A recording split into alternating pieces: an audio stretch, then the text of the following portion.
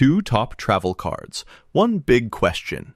Which one really delivers? On the left, the versatile Chase Sapphire Preferred, loved by travel enthusiasts. And on the right, the Capital One Venture Rewards, famous for its simple, flexible rewards. Let's skip the hype and dive into what actually matters. Each category adds up points, and at the end, you'll see exactly who wins in 2025. The final verdict may surprise you. Before we jump into nitty-gritty comparisons, let's lay out the ground rules. Here's everything we're going to look at for these cards. Annual fee, welcome bonus, earning rates, how valuable those points and miles really are, travel perks and credits, protections and insurance, and how easy these cards actually are to use. We'll zoom through each of these, so you'll really see what matters. Let's kick things off with the annual fee. Honestly, no one likes paying to have a credit card, right? Both Chase Sapphire Preferred and Capital One Venture Rewards ask for a $95 annual fee. Whether you're picking up hotel perks or travel insurance, at least you're not stuck with some ridiculous premium card cost. But yeah, you're still shelling out $95, so keep that in mind. Tie game here. Nothing shocking. Next up, the welcome bonus! Everyone loves a chunky sign-up bonus, right? Chase Sapphire Preferred comes out swinging with 75,000 points after you spend $5,000 in 3 months. Sounds pretty sweet, though you do have to spend a bit more to unlock it.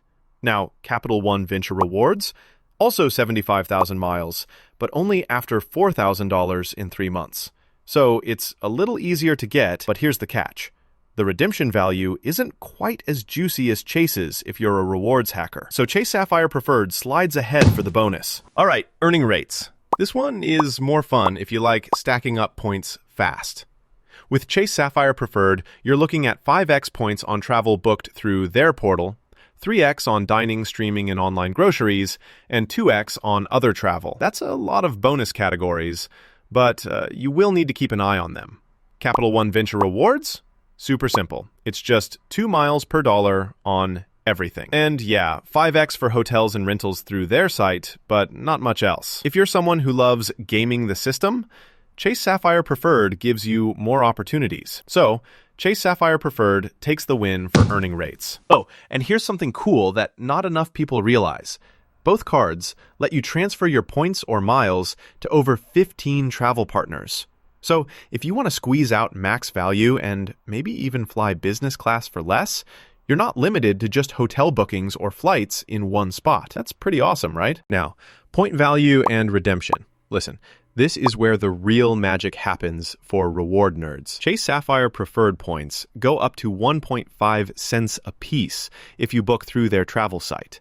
And if you transfer to partner airlines, the value can be even higher. Pretty great. The catch? You've really got to use the Chase portal or juggle their transfer partners for those juicy rates. For Capital One Venture, redemption's a little more straightforward. 1 cent per mile for travel statement credits, and you can transfer to over 15 travel partners. But often, the value hovers around 1 to 1.7 cents. So, the flexibility is nice, but to max out, Chase Sapphire Preferred is your golden ticket here. No question. Okay, travel perks and credits, because sometimes those little extras make all the difference.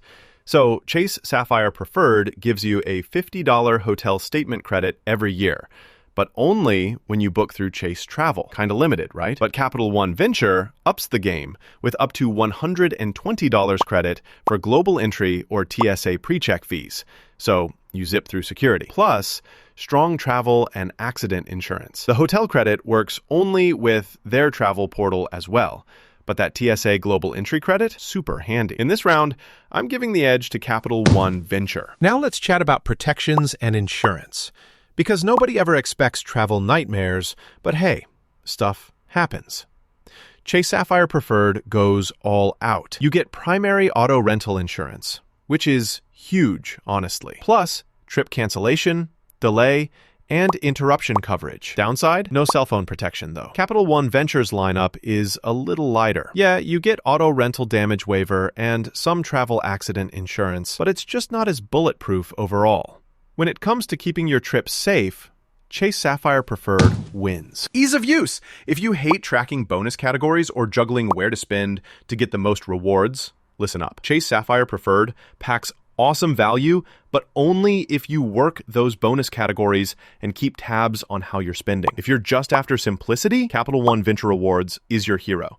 It's flat 2x on everything, and you never have to think twice. So honestly, for being super straightforward, Capital One Venture takes this round. Zooming out and seeing the score side by side, you'll notice Chase Sapphire Preferred generally dominates categories like bonus, earning rates, and travel insurance, while Capital One Venture Rewards keeps things easy and hands you some solid travel credits. The radar chart just shows how much ground each card covers. So here's my take. If you love maximizing every dollar and you're ready to wrangle bonus categories or transfer points for the best deals, then Chase Sapphire Preferred is honestly the clear choice.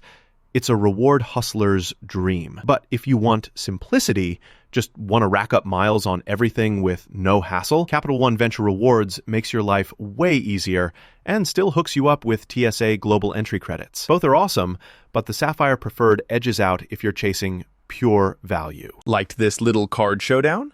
Make sure you hit that subscribe button for more tips, more comparisons, and honestly, just smarter money moves all around.